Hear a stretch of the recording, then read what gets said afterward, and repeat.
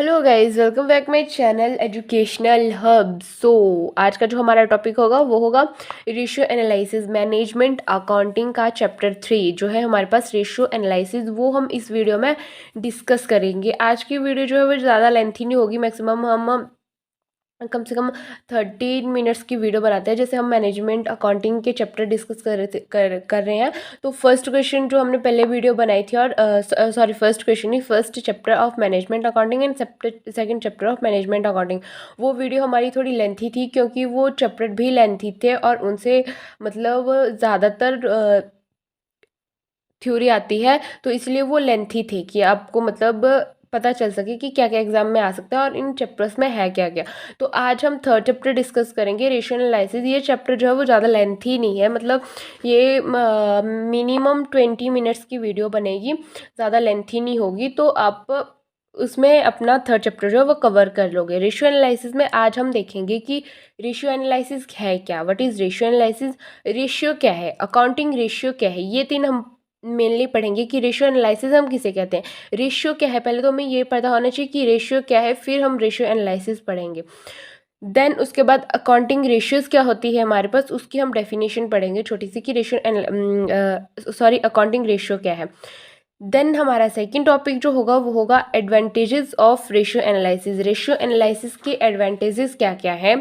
And third one topic हमारा होगा limitations of ratio analysis. And last one होगा हमारे पास टाइप्स ऑफ रेशियो एनालिसिस। जैसे मैं आपको लिमिटेशंस एंड एडवांटेजेस बताऊंगी, तो उसमें मैं आपको एक सिंपल सी लाइंस बताऊंगी कि इसका एडवांटेज ये है, लेकिन आपको उसमें जो उसके बिहाफ में जो भी लिखना होगा वो आपको खुद लिखोगे। मैं आपको सिर्फ मेन बताऊंगी कि हाँ ये है और समझाऊंगी। तो ओके, हम टाइम वेस्ट नहीं करते हैं, स्टार्ट करते हैं अपना टॉपिक। तो फर्स्ट है हमारे पास कि what is ratio analysis. Ratio analysis क्या है, जैसे मैंने लिखा हुआ है कि ratio analysis is a technique of financial statement analysis. It is widely used tool in interpret quantitative relationship between two variables of financial statements। जैसे एक बात है कि रेशियो एनालिसिस वाला जो चैप्टर है, इसमें आपको मैक्सिमम 20 to 25 फार्मूलाज जो होंगे वो मिलेंगे, और इनको आप रट नहीं सकते हो, इनको आपको पढ़ना ही पड़ेगा। अगर आप रटोगे, पहली तो बात तो ये है कि पहले आपको 20 और 25 फार्मूलाज जो है वो उन्हें आप रट नहीं सकते हो, भूल ही जाओगे अगर रटोगे भी तो उन्हें आपको जो है वो ढंग से पढ़ना होगा। ये आपके यूज़ आएंगे रेशियो कैलकुलेट करने में एंड इंटरप्रिटेशन करना होगा, तो ये आपको बहुत हेल्पफुल करेंगे। तो ये फॉर्मूलाज जो है 20 to 25 वो ये आपको आने ही चाहिए। तो आते हैं अपने टॉपिक पे कि रेशियो एनालिसिस क्या है। तो रेशियो एनालिसिस क्या है, एक टेक्निक है रेशियो एनालिसिस। किस चीज़ की, फाइनेंशियल स्टेटमेंट एनालिसिस की। ऑर्गेनाइजेशन को अपना फाइनेंशियल स्टेटमेंट जो है वो एनालाइज करना होता है। इसमें बहुत सारे टूल्स एंड टेक्निक्स है, जिसमें रेशियो एनालिसिस भी जो है वो एक टेक्निक है। ये रेशियो एनालिसिस एक टूल है। इसमें क्या होता है कि ऑर्गेनाइजेशन में जो भी फाइनेंशियल फिगर्स हैं उनके बीच में क्वांटिटेटिव रिलेशनशिप फाइंड आउट जो है वो करता है। जैसे लिखा हुआ है कि it is widely used a tool to interpret quantitative relationship between two variable of financial statement। two variable of financial statements इनमें क्या करता है, एक क्वांटिटेटिव रिलेशनशिप जो है वो फाइंड आउट करता है रेशियो एनालिसिस। अब आता है हमारे पास कि रेशियो क्या है। रेशियो है हमारे पास arithmetic expression of relationship between two interdependent item. अब रेशियो क्या है हमारे पास कि दो रिलेटेड इंटरडिपेंडेंट आइटम्स के बीच में रिलेशनशिप फाइंड आउट करने के लिए जिस अर्थमेटिक एक्सप्रेशन का हम यूज़ करते हैं या यूज़ करेंगे, दैट इज़ रेशियो। देन अब हमारे पास आता है कि अकाउंटिंग रेशियो क्या है। अकाउंटिंग रेशियो क्या है, ratios when calculated on the basis of accounting information. Accounting ratio क्या है कि ऐसी इंफॉर्मेशन जिन्हें हम अकाउंटिंग वेरिएबल्स का यूज़ करके, डाटा यूज़ करके रेशियो फाइंड आउट करते हैं, दैट इज़ अकाउंटिंग रेशियो। तो ये था हमारा फर्स्ट टॉपिक, जिसमें हमने पढ़ा कि रेशियो एनालिसिस क्या होते हैं, रेशियोज क्या होते हैं और अकाउंटिंग रेशियो क्या होते हैं। तो सेकंड वन हमारा टॉपिक है इस चैप्टर में एडवांटेजेस ऑफ रेशियो एनालिसिस। ये चैप्टर जो है बहुत इंपॉर्टेंट है और बहुत इजी चैप्टर है और बहुत छोटा चैप्टर है, तो इसे आप इजीली कर लोगे। तो अब है हमारे पास advantages of ratio analysis. First advantages of ratio analysis है हमारे पास useful in analysis of financial statement. वैसे मेरे को लगता नहीं है कि फर्स्ट एडवांटेज जो है एनालिसिस ऑफ फाइनेंशियल स्टेटमेंट ये बताने की ज़रूरत है, क्योंकि ऊपर आपने यही पढ़ा है कि इसमें क्या क्या होता है। इसमें आप क्या कर सकते हो कि आपकी ऑर्गेनाइजेशन में जो भी फाइनेंशियल कंडीशन है उसका आप पता लगा सकते हो, उसे फाइंड आउट कर सकते हो कि ऑर्गेनाइजेशन में, बिजनेस में फाइनेंशियल कंडीशन क्या है। तो इसमें क्या होता है कि balance sheet, statement of P&L को ऑर्गेनाइजेशन एनालाइज कर सकती है कि बैलेंस शीट में फाइनेंशियल स्टेटमेंट कैसी है, फाइनेंशियल स्टेटमेंट को आप फिगर आउट कर सकते हो वो कैसी है, उससे कुछ इंटरप्रिटेशन ड्रॉ कर सकते हो आप। ये बहुत यूज़फुल होती है analysis of financial statement, and that is the most important advantages of ratio analysis. Second one advantages है हमारे पास useful in simplifying accounting data. जो भी हमारे पास अकाउंटिंग डेटा होता है उसको सिंप्लीफाई करने में, सिंपल करने में रेशियो एनालिसिस जो है वो बहुत ही यूज़फुल है। जो भी हमारे पास अकाउंटिंग डेटा होता है उसको समराइज करने में रेशियो एनालिसिस जो है बहुत ज़्यादा हेल्प करता है। इजी करने में, अंडरस्टैंडेबल करने के लिए रेशियो एनालिसिस जो है वो बहुत हेल्पफुल है, इसीलिए इसे एडवांटेजेस माना गया है। Simplify according data, ratio analysis का इसे एडवांटेजेस बोला गया है। मोस्ट इम्पॉर्टेंट एडवांटेज है ये रेशियो एनालिसिस का। देन थर्ड वन एडवांटेज है हमारे पास useful in assessing the operating efficiency of business. यानी ऑर्गेनाइजेशन की ऑपरेशनल एफिशिएंसी, यानी ऑर्गेनाइजेशन जो है उसके जो भी काम हैं, जो भी ऑपरेशन है, उन्हें कितनी इफ़िशिएंटली जो है वो बिज़नेस में परफॉर्म किया जा रहा है। इसे एक्सेस करने में रेशियो एनालिसिस जो है बहुत ज़्यादा मदद करता है, इसीलिए third advantages of ratio analysis लिखा है useful in assessing the operating efficiency of business. इससे हमें सबसे मेन बात यह है कि इससे हमें पता चलता है कि हमारी जो भी ऑर्गेनाइजेशन है, जो भी बिजनेस है, वो कैसा परफॉर्म कर रहा है, उसकी फाइनेंशियल कंडीशन क्या है और वो किस तरह से परफॉर्म करा है, ये हमें रेशियो एनालिसिस से पता चलता है। तो ये इसका एडवांटेजेस है। इसमें आप क्या करोगे, जैसे रेशियो एनालिसिस है, इसमें आप बहुत सारी रेशियोज पढ़ोगे, like liquidity ratio, solvency ratio, activity या turnover ratio, and last one is the profitability ratio. इससे क्या होगा, जो भी हमारा ऑर्गेनाइजेशन है, हमारा बिजनेस है, उसकी ऑपरेटिंग एफिशिएंसी जो है आपको वो पता चलेगी। ठीक है, तो चलिए आ जाते हैं, हमारा फोर्थ एडवांटेज क्या है रेशियो एनालिसिस का, वो है यूजफुल फॉर फोरकास्टिंग। ये जो रेशियो एनालिसिस है ये क्या करता है, बिजनेस को, किसी भी ऑर्गेनाइजेशन को प्लानिंग करने में फोरकास्टिंग करता है, बहुत ज़्यादा हेल्प करता है फोरकास्टिंग करने में। तो ये सारे एडवांटेजेस जो मैं बता रही हूँ, 6 एडवांटेजेस मैं आपको बता रही हूँ, और ये बहुत ही सिंपल है और बहुत ही इजी है। जैसे अब मैंने आपको पहले भी बोला कि ये बहुत ही सिंपल चैप्टर और बहुत बहुत ही इजी है, तो इसको आप पूरा कर सकते हो। मतलब बहुत ही इजी है, ज़्यादा आपको पढ़ना नहीं पड़ेगा इसमें। और आप अगर छोटी छोटी चीज़ को, जैसे मैं आपको बता रही हूँ, समझा रही हूँ, अगर आप वैसे समझोगे तो आपको बहुत ही सिंपल तरीके से ये समझ आ जाएगा। और अगर आपको एक लाइन में जो भी आपको बता रही हूँ उसमें मैं आपको पूरा मीनिंग बता रही हूँ, मैंने लिखा नहीं है, लेकिन जैसे मैं आपको बता रही हूँ वो मैं आपको मीनिंग पूरा बता रही हूँ, उस तरीके से आप लिख सकते हो। तो उससे आपको क्या होगा कि बहुत ही सिंपल हो जाएगा। इसमें हम क्या करेंगे, इसमें हम ट्रेंड रेशियो भी पढ़ेंगे। ट्रेंड रेशियो में क्या होता है कि डिफरेंट ईयर्स की हम रेशियो जो है वो फाइंड आउट करते हैं। इसमें क्या होगा, हम कि जैसे कोई भी ऑर्गेनाइजेशन है उसकी डिफरेंट ईयर या फिर पिछले जो भी ईयर्स है उनका जो भी डेटा है उसे हम फाइंड आउट करेंगे, फिर उनका कंपैरिजन करेंगे कि किस ईयर में हमें ज़्यादा प्रॉफिट हुआ है और कहाँ हमें लॉस हुआ है, और उसे कैसे जो है वो हम कंप्लीट करें, कैसे जो है उसे सॉल्व करें कि अब हमें प्रॉफिट ही हो, लॉस ना हो। तो वो फाइंड आउट करेगा ट्रेंड रेशियो। तो इससे क्या होता है कि मतलब जो भी हमारी ट्रेंड रेशियो होती है उससे हमें फोरकास्टिंग में मदद मिलती है कि आगे जाके जो हमारी ऑर्गेनाइजेशन है, बिजनेस है, वो कैसा परफॉर्म करेगा, उसकी प्लानिंग कैसे होगी। तो ये डिपेंड करता है ट्रेंड रेशियो से। उससे हमें क्या होता है कि एक क्लू मिल जाता है कि किस तरह से हमें हमारे बिजनेस की प्लानिंग करनी चाहिए, फोरकास्टिंग करनी चाहिए। तो फिफ्थ वन एडवांटेज है हमारे पास useful in locating the weak areas. Organization में जो भी वीक एरियाज़ हैं जिनमें रेशियो एनालिसिस जो है वो प्रॉपरली परफॉर्म नहीं कर पा रही है, वो भी रेशियो एनालिसिस से हमें पता चलते हैं। तो ये भी बहुत अच्छा एडवांटेजेस है, मोस्ट इम्पॉर्टेंट एडवांटेजेस है कि हमें वीक एरियाज़ जो होते हैं किसी भी ऑर्गेनाइजेशन के, बिजनेस के, जिसकी वजह से बिजनेस जो है वो प्रॉपरली परफॉर्म नहीं कर पाता है, प्रॉफिट नहीं कमा पाता है, तो रेशियो एनालिसिस हमें उस वीक एरिया के बारे में पता चलता है। Then sixth and last one advantage है हमारे पास, useful in inter firm and intra firm comparison.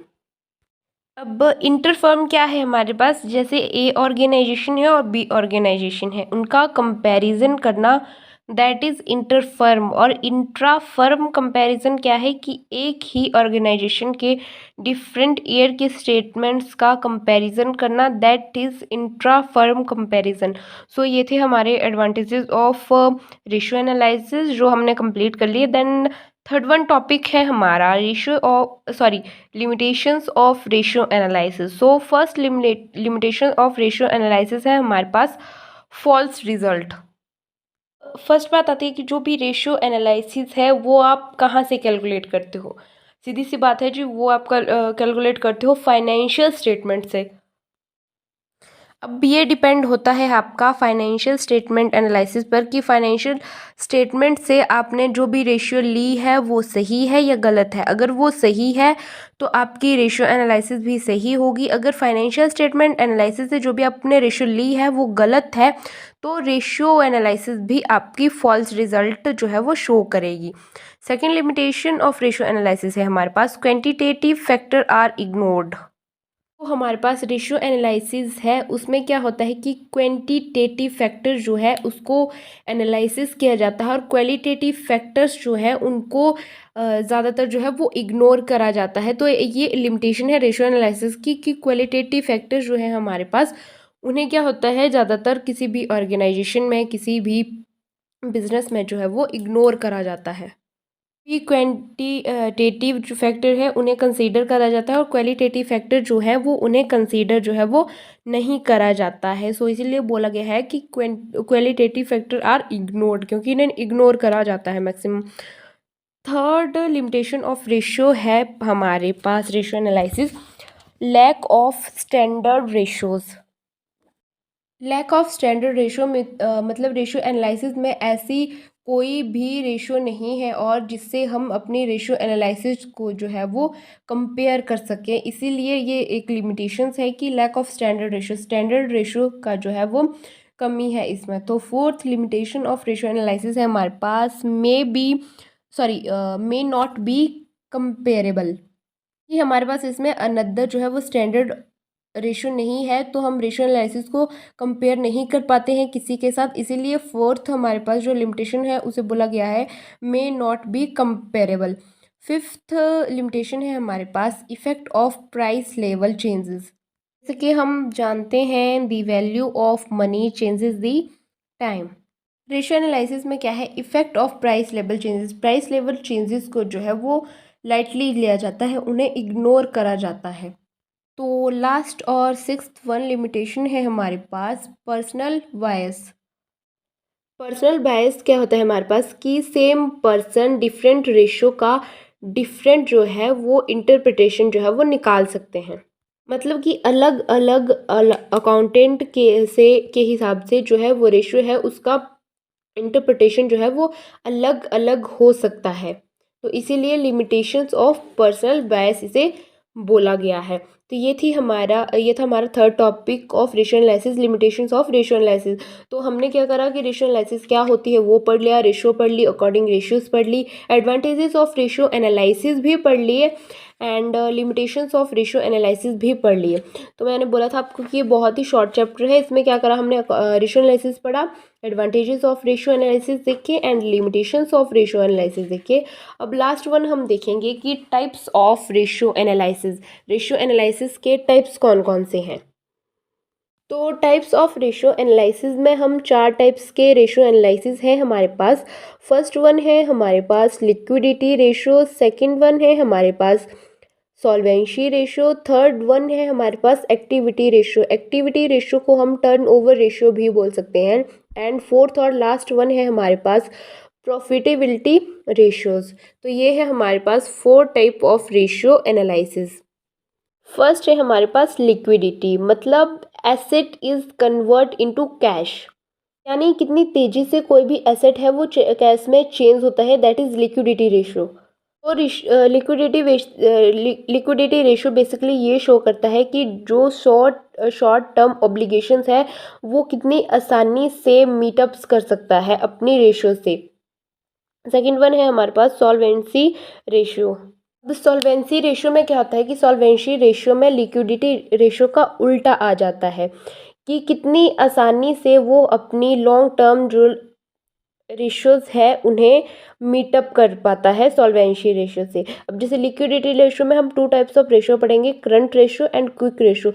वैसे ही सॉल्वेंसी रेशियो में हम 4 टाइप्स ऑफ रेशियो पढ़ेंगे। फर्स्ट वन है हमारे पास debit to equity ratio, second one है हमारे पास total asset to debit ratio, third one है हमारे पास proprietary ratio and last one है हमारे पास सॉल्वेंसी रेशियो की जो टाइप है वो है इंटरेस्ट कवरेज रेशियो। तो इसमें क्या है, लिक्विडिटी रेशियो में हमारे पास 2 टाइप्स हैं, सॉल्वेंसी रेशियो में हमारे पास 4 टाइप्स है, 4 + 2 हो गया 6 एंड एक्टिविटी रेशियो और प्रॉफिटेबिलिटी रेशियो में भी हमारे पास 4 टाइप्स के जो है वो रेशियोज हैं। तो कितने हो गए, 8 12 6 12 13 14, मतलब कम से कम 20 हैं और 20 ही जो भी रेशियोज है हमारे पास उनमें फार्मूलाज हैं जो भी आपको लर्न करने पड़ेंगे, समझने पड़ेंगे कि आप जो है वो न्यूमेरिकल कर पाओगे। थर्ड वन है हमारे पास एक्टिविटी रेशियो। जैसे नाम से पता चलता है एक्टिविटी, तो इसमें हमें पता चलता है कि ऑर्गेनाइजेशन कितनी एक्टिव तरीके से अपने जो भी काम है उन्हें परफॉर्म कर रहा है। तो इसमें कौन कौन से, इसे हम टर्नओवर रेशियो भी बोलते हैं। तो इसमें कौन कौन से टाइप्स होते हैं, 4 टाइप्स ऑफ एक्टिविटी रेशियो है हमारे पास। फर्स्ट है हमारे पास inventory turnover ratio, second one है हमारे पास debtors turnover ratio, third one है हमारे पास creditors turnover ratio and last one है हमारे पास working capital turnover ratio. Working capital turnover का न्यूमेरिकल जो है वो डेफिनेटली आता ही आता है, और एक लिक्विडिटी रेशियो में है क्विक और करंट रेशियो। ये दोनों भी जो है वो आपको फाइंड आउट करने के लिए एक न्यूमेरिकल आता है। फोर्थ वन है हमारे पास प्रॉफिटेबिलिटी रेशियो। प्रॉफिटेबिलिटी रेशियो मतलब नाम से ही समझ आ रहा है कि ये जो रेशियो है वो हेल्प करता है कि ऑर्गेनाइजेशन में कितना प्रॉफिट हो रहा है, कितना प्रॉफिट नहीं हो रहा है, उसको जज करने में, उसे निकालने में जो है वो हेल्प करता है। तो इसमें कौन कौन से टाइप्स हैं हमारे पास। फर्स्ट टाइप है हमारे पास प्रॉफिटेबिलिटी रेशियो का gross profit ratio, second one है हमारे पास operating profit ratio, third one है हमारे पास net profit ratio and last one है हमारे पास रिटर्न ऑन इन्वेस्टमेंट। तो ये थे हमारे types of ratios. Fourth chapter था हमारा रेशियो एनालिसिस का, टाइप्स ऑफ रेशियो। ये हमने जो है वो डिस्कस कर लिया। अब नेक्स्ट चैप्टर में क्या होगा कि करंट रेशियो क्या होता है, क्विक रेशियो क्या होता है, उसे जो है उसमें इसको जो है वो मतलब एक्सप्लेनली पढ़ोगे, लॉन्गली तरीके से पढ़ोगे। यहाँ पे मैंने आपको छोटे तरीके से बताया, लाइक लिक्विडिटी रेशियो क्या है, सॉल्वेंसी रेशियो क्या है, एक्टिविटी रेशियो क्या है एंड प्रॉफिटेबिलिटी रेशियो क्या है। उसमें क्या होगा कि नेक्स्ट चैप्टर में आपको करंट रेशियो क्या है, क्विक रेशियो क्या है, फिर ग्रॉस प्रॉफिट रेशियो क्या है, इन्वेंट्री टर्नओवर रेशियो क्या है, इनके बारे में आप जो है वो एक्सप्लेन ही पढ़ेंगे। तो ये था हमारा आज का topic, third chapter of management accounting ratio analysis, जो कि कंप्लीट हो गया है। I hope you like the video. तो वीडियो को लाइक शेयर सब्सक्राइब करना ना भूलें और बेल आइकन प्रेस कर ले, क्योंकि बेल आइकन अगर आप प्रेस कर लोगे तो क्या होगा कि मैं जब भी जो है वो नेक्स्ट वीडियो अपलोड करूँगी तो आपको पहले नोटिफिकेशन आ जाएगी। ऐसे क्या होगा कि आपको सभी वीडियो स्क्रॉल करनी पड़ेगी, अगर आप बाद में देखते हो या फिर आपने बेल आइकन प्रेस नहीं करा तो स्क्रॉल करनी पड़ेगी, तो उसमें टाइम वेस्ट होता है। अगर आपके पास टाइम कम है तो नहीं तो आपने अगर बेल आइकन प्रेस करा होगा तो आपको पहले ही वीडियो की नोटिफिकेशन आ जाएगी। So thanks and see you in the next video.